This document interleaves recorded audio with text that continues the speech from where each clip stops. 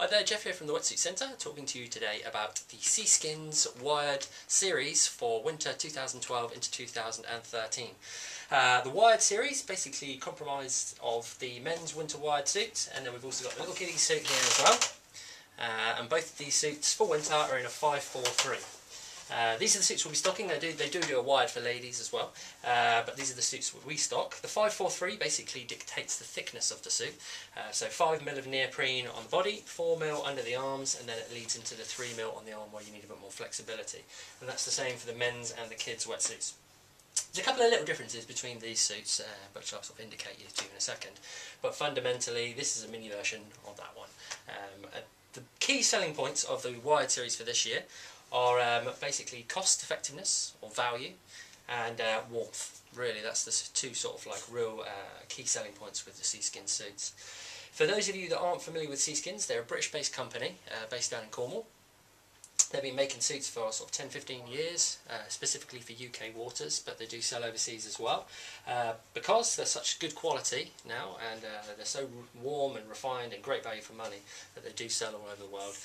They've got a well-known team rider as well in Kieran Parrow, and a good sort of team of UK surfers over here that wear these suits primarily because they're so good for English waters, UK waters, which are particularly cold in the winter months, sort of December, January, February, March, that you do need something very warm. And that's why these suits are sort of all singing, all dancing, all bits of all the features in here are specifically geared up to keep you very, very warm. So, moving on to some of the features that are in question, you've got what we call the super stretch neoprene, or ultra stretch, hyper stretch, whatever you want to call it. It's basically the highest grade of neoprene that Seaskins offer, which is on a par with O'Neill, Ripco, anything like that. Basically, it's a very, very flexible, lightweight neoprene with lots of air in it, which helps insulate you, helps keep you warmer, and it also maintains a lot of flex and lightness in the water and lots of flexibility, so that when you're wearing the wetsuit, it doesn't feel too heavy in the water or restrictive. The suit is 100% made of that from top to bottom, so you've got that really, really flexible neoprene right the way through.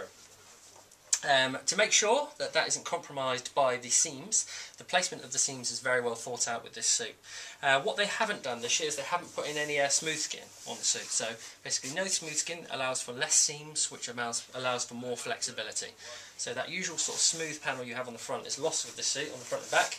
They feel with all the sort of lining and everything in this suit it's not really necessary, and it means more seams, which compromises the flexibility. So with this suit you've got just one huge panel down the front, only interrupted by a few seams for knee pads and whatnot, and then that's then basically broken up with a seam for the underarm section, and the overarm section is all one piece as well. So you can see this sort of whole section across here is all one piece.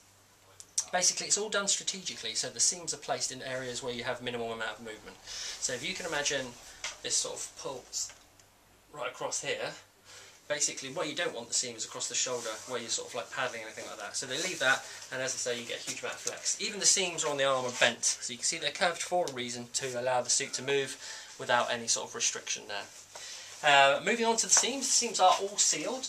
They're sealed with what we call liquid taping. Basically that's this rubber sort of material.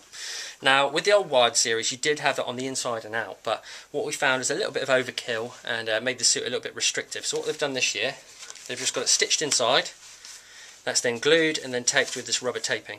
Basically makes the seams incredibly robust, and as you can imagine there's going to be no water getting in through those seams at all. And that's the whole way through the suit, all the way to the bottom. And it's just stitched in key areas where you need a little bit more durability, so it's not going to pull apart. So that liquid taping is really good for giving the suit durability, a longer shelf life, but also keeping out the water. Talking about the neoprene itself, a lot of wetsuit companies say sort of have 543 wetsuits, but I do find there is actually a difference between the thickness of the neoprene. Some people's 5mm is more like, you know, other people's 3mm and vice versa. With Seaskins it's a very, very generous amount. They're obviously used to UK conditions, so they're like not compromising with the thickness of the neoprene there. It's a big old chunk of neoprene that runs the right way through the middle of the suit, and then obviously is tapered down to a thinner 3mm on the arms. Mentioning the arms, you do have some of the smaller features that are worth mentioning. You've got the little half moon cuffs there, and basically that just creates a better seal with your wrist, stops them flushing up, water flushing up, and then that goes underneath your glove, again sealing off the wetsuit, making it very unlikely that you're going to get water flushing up your arm. You get that on both seats, but one thing you don't get that, that is a key difference between this and the kids suit. The kids suits you don't get that because it makes it hard for the little nippers to get their arms through the suit. and so it is a key factor, making sure the suit is they're actually able to get it on. Okay, so you don't have the half moon cuffs on the smaller suit there, on the kids' suit. Some of the standard features that you would expect is a Duraflex knee pad, and basically that's a specially treated material which stops it wearing through on the knees, which is a key area. You've also got a key hole there as well, a key pocket should I say, which is great for door keys but not for electronic car keys. One thing C students do that are a bit different, they do a little sort of groove out of the back of the leg here as well, just basically allows the knee to bend a little bit easier, and as you see sort of just encourages movement in the back of the end of the knee there a bit as well. All of the knee pads are slightly puffed up. That's basically have an ergonomic fit to your knee to make sure the knee slots in and it's not sort of being forced anyway and doesn't restrict your knee movement. So when you're sort of paying this kind of money for a suit, it's really sort of attention to detail that you'd expect from that sort of top end suit. Moving further up the suit then, one thing that's definitely worth mentioning is my preferred collar is the single line collar on the neck there, and basically that's one piece of neoprene with a smooth material on the inside. That basically means that doesn't sort of roll up and down. It's not so restricted on your neck like the roll neck collars are, and creates a really good seal with your neck and stops water flushing through. With this particular suit they go with the chest zip, the reason being that it's less likely to get water flushing through because it's unbroken seal around the neck, and also there's no need for a back zip on the back of the suit, which obviously promotes more flexibility through the back of the suit as well. And you see one massive panel of neoprene there, pretty much to the bottom of the suit. Really unrestricted movement, really good. Okay, so the actual zip system is what they call Season's Enigma zip system. Basically it's similar to XL and to all of the suits that uses a chest zip system. You basically have one piece of neoprene across the whole top of the suit here. You get a little hole in the side, so if any water comes in, it's drained out through the drain hole, around the front, and around the back through the side here. And basically the way that you get into the suit, you open up the zip, which is a specially treated YKK zip, very robust, very sort of hard wearing and won't corrode. And then this piece is sewn over the top of the actual suit. So on the inside you can see you've got the actual suit here. That's brought up very high so that if any water does come in through the top of the suit, instead of going into the suit, it's then met with this panel of neoprene which is flush against your body and flushes the water out through the bottom of the chest zip here or through the arm where you've got the little drain hole there. Okay, so the only area water can get through is really in the collar or up through the side of the suit. But you've got smooth skin to create a better seal with the suit, and then you've got toggle to fasten it as well, so it's quite unlikely. So effectively, this has sort of got a dry suit element in it. It's really hard for any water to get in. But if it does get in, you're met with the inside of the suit, which has got a huge amount of features as well. One drawback to this particular suit, as with most chest zips, it's quite hard to get in and out of. As you can imagine, you're getting in through the top part of the neck here. Because this suit is so thick, it's such a generous 5mm, I did find it quite hard to get into this suit, but once I got in it was fine, and it was very warm. Trying this on in summer wasn't a good idea, lost some bodily fluids, so it's definitely going to be a warm wetsuit, but not the easiest to get in and out of. But that does mean one thing, that it is going to be very warm. So if we turn it inside out for you, you can actually have a little look at what's going on inside the suit. Lots of different colours of panels of neoprene inside the suit, and they do indicate different things. With this particular suit, you've got a few different colours, and basically they're just the different types of neoprene that lay within the suit. One of the main things you'll notice is the big panel of yellow. What that actually is, if I turn the suit out completely inside out, is what we call a polychrome material, or they call fire core.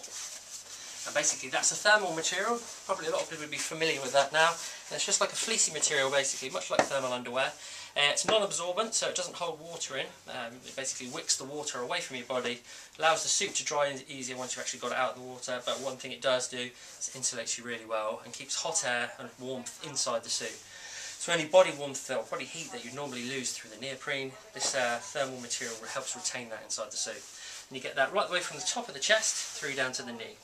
You only get that in the front of the suit. They don't want to do overkill again, so the back of the suit is just a really high grade soft neoprene, which allows it one big panel, make sure it's nice and flexible. All of the key areas are taped with little dot tapes there, and as you can see there's no smooth skin, or liquid taping should I say, on the inside of the suit, so they've dropped that in favour of flexibility. This material then does make the suit a little bit heavier, but this combined with the sort of very thick neoprene is incredibly warm. When actually trying on the suit, I could feel, you know, it's going to be really hard for water to get in, it's going to be really hard for heat to get out. So if you are looking for a suit that's primary selling benefit is going to be warmth, then the Seaskin's is the one to go for. People that are more sort of keen for a suit to get on and off quickly, that might be really, really flexible, then it might not be your cup of tea. But if you do feel the cold and you want a very warm wetsuit, then this is the one to go for. But the key selling benefit, with all this technology you've got going inside, so the Polypro, the thick neoprene, the chest zip, the minimal panelling, the liquid taping, this suit is only is under 250 quid, basically. So that's really fantastic value for money. And having said that, the kids suit up to age 16 is actually only 150 as well. So if you can force yourself into an age 16, obviously you're going to get a bargain. But that's really, really good for kids that want to surf during the winter, or that just feel the cold and want a really sort of top-end suit but without having to pay too much money. I really, really highly recommend the Seaskin Wired. But having said that, that's everything you really need to know. It's a suit that we've been stocking for a long time. It's got a really good following, this particular suit, because it's very popular with people that want a really high-end suit, but without having to pay, you know, like over 300 quid. So, if that's your cup of tea, Seaskin's Wired for 2012 into 2013 is a definite recommendation from the Wetsuit Centre.